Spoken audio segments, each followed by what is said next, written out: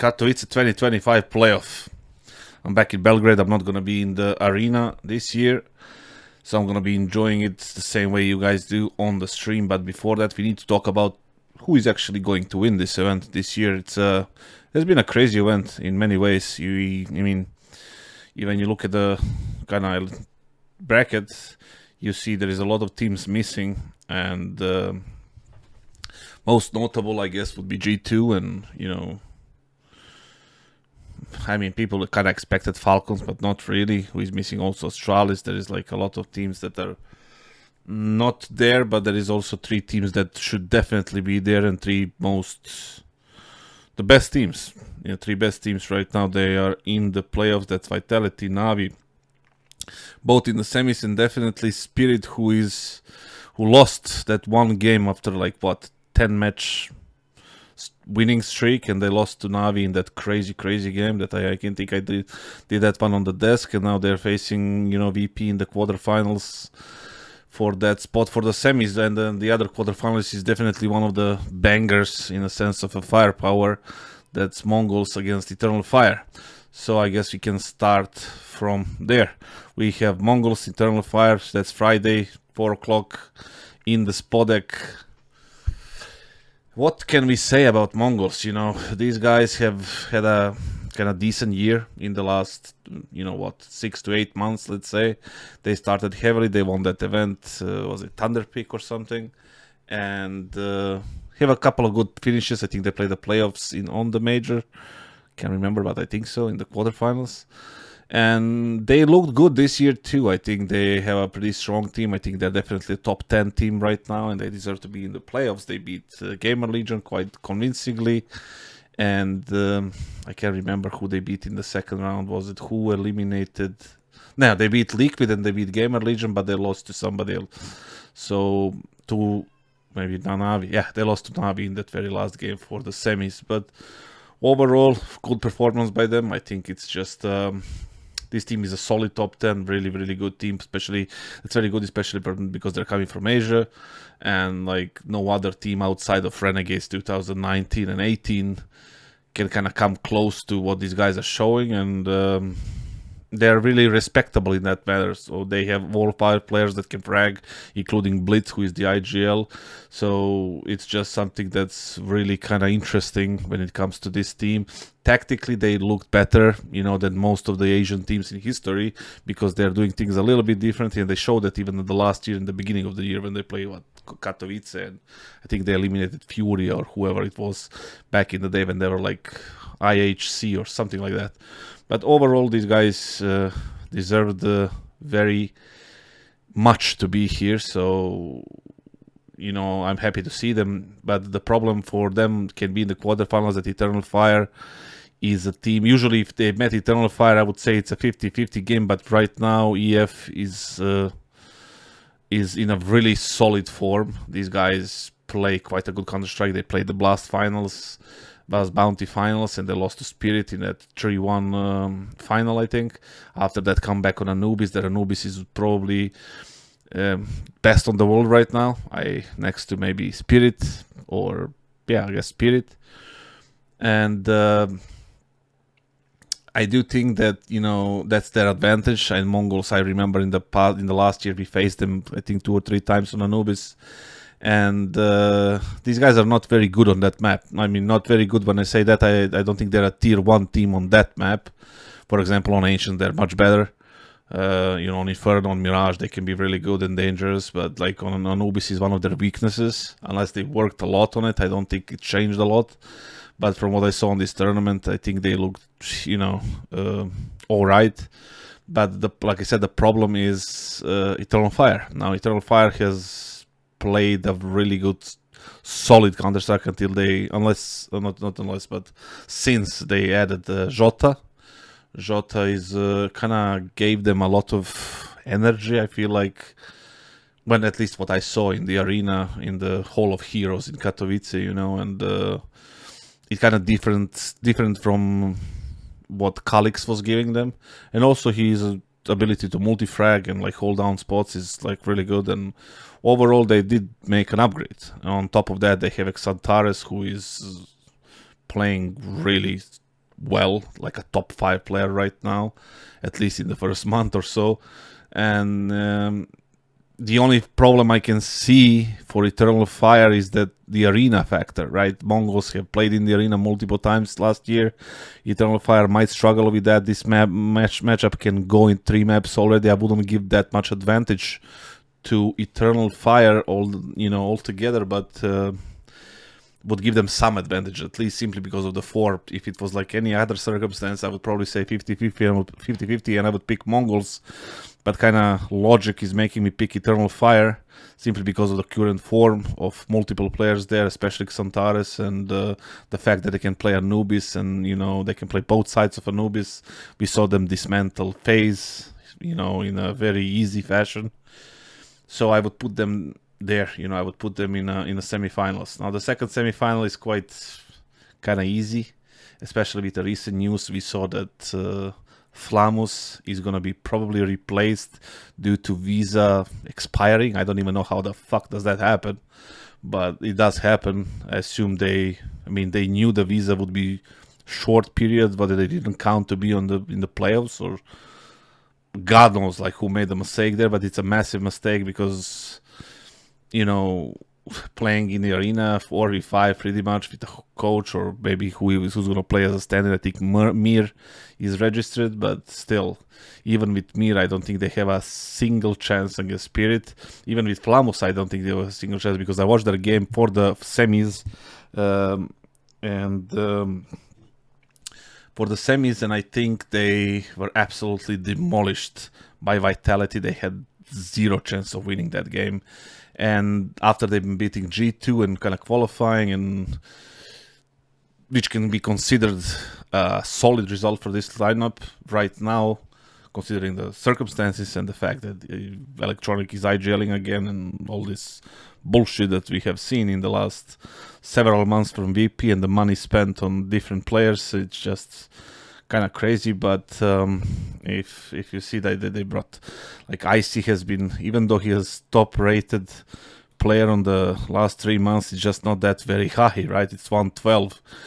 That's pretty below average for a team that spent and invested that much money.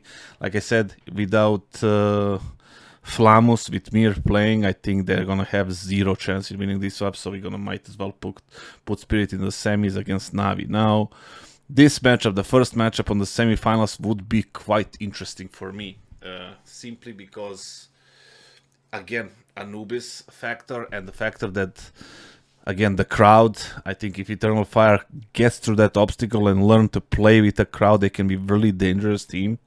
And I don't think it would be a massive surprise considering the form that even they beat Vitality. So I'm going to go with a kind of a hot prediction there, and say Vitality is going to win this one, even though, not Vitality, but Eternal Fire, because even though Vitality is quite strong this event, I have been watching most of their games, because most of their games were on A stream, except for the I can't remember, maybe the last one against VP, because I think ESL prioritized the qualifying / elimination games, and they did look pretty good. They had a shaky map or 2 against FaZe. They demolished them on Nuke. Then Anubis was a little bit iffy. Now this is where my kind of hot prediction or hot take can kind of be backed up by that Anubis, because they looked pretty average on Anubis against FaZe. After the first half, I think FaZe took full control of that map, and even on Nuke, which Eternal Fire can also play, FaZe had 12-8, and they managed to come back in that quadruple overtime or triple overtime, whatever that was, and won that matchup. And that's how Vitality qualified for Spodek in the first place, and then they beat VP for the semis. So I don't think they played alright Counter-Strike, but Eternal Fire also played good Counter-Strike. I think the odds for that will be way off balance, and I think there might be a surprise coming in Eternal Fire qualifying. And now this can be a really dangerous game. That's Navi against Spirit. Now we saw in Kato in the in the second stage at least, they met each other, right? They went to 3 maps. It was back and forth, crazy game. Both teams could win it. Like it was, it was super close, super good game of Counter-Strike. And after the game was over, JL was on a desk with like winner's interview, and he said it himself. And I think Alexi was there too. Actually, Alexi was there too. He said it himself that. Even when like they really wanted to win this game against Spirit because they need it for their confidence, and it's gonna mean a lot because they kind of hate this team, but not in a sense like they hate people. They just hate like when they lose to them in a sense, right? So it's just a rivalry, a really healthy rivalry between these two teams, and Navi managed to beat them after like 4 or 5 defeats, and the only win they had was in the Pro League or something, which really I don't think it really meant that much. But overall, every important game Spirit won, and now they kind of trying to shift it back, and they're gonna have 1 game less, 1 more day to rest, and prepare for that game. Now Spirit is gonna beat VP, that's for sure. But Spirit didn't look 2024 Spirit, pretty much. That's kind of the easiest way to put it. They had problems against Gamer Legion. They lost to Navi. Other games were like relatively close-ish against Astralis. What did they do? Like they were down 5-2, 5-1, and then they won 13-5, 13 something 4, whatever.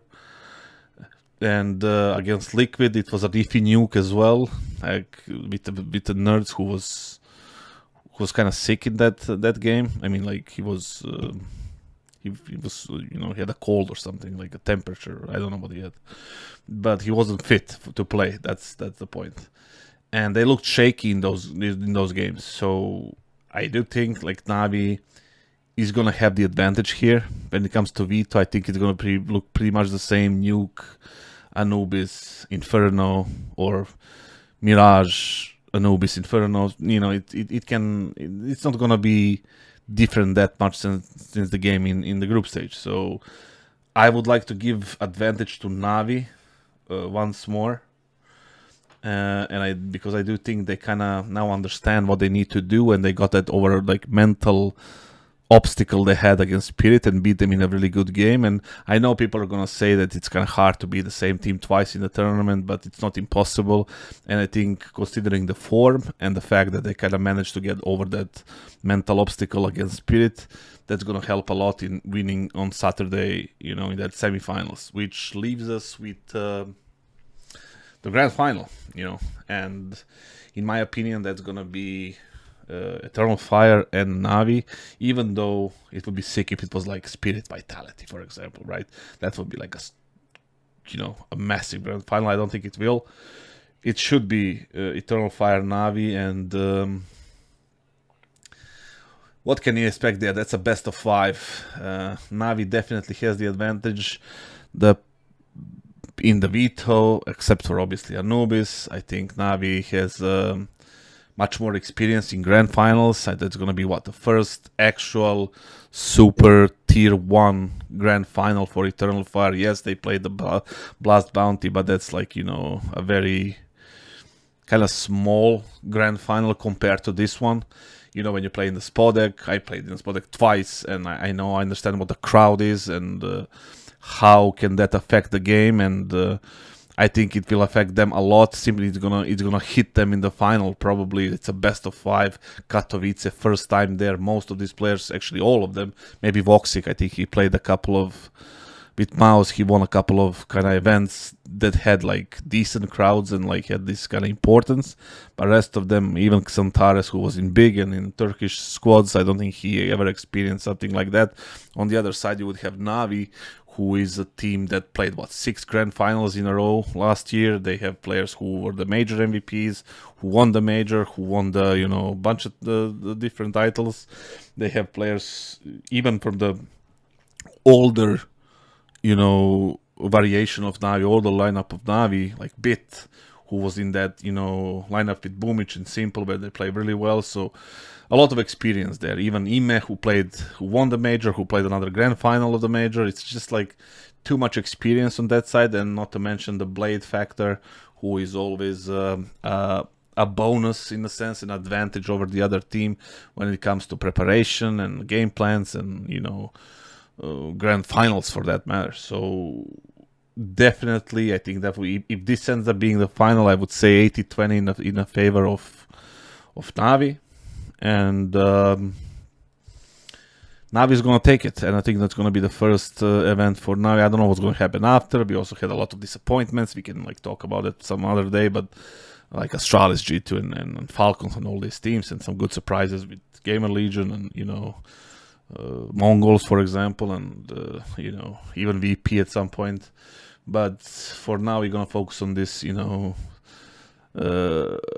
positive side and the good teams that are playing in this playoffs, and is gonna be enjoying themselves in Spodek, because it's a kind of a special place, you know, and it's kind of a, together with Cologne and I don't know what else, it's kind of the best event probably in the circuit in the last 10 years. So yeah, I think that covers up pretty much everything that I wanted to say in this short single elimination playoff preview of the Katowice 2025. I'll be posting more videos soon as I get some more time, but these are my thoughts. Hope you guys, you know, enjoyed it, and if you have any kind of, you know, ideas of your own who's going to win this event, make sure you comment down below, and enjoy Counter-Strike.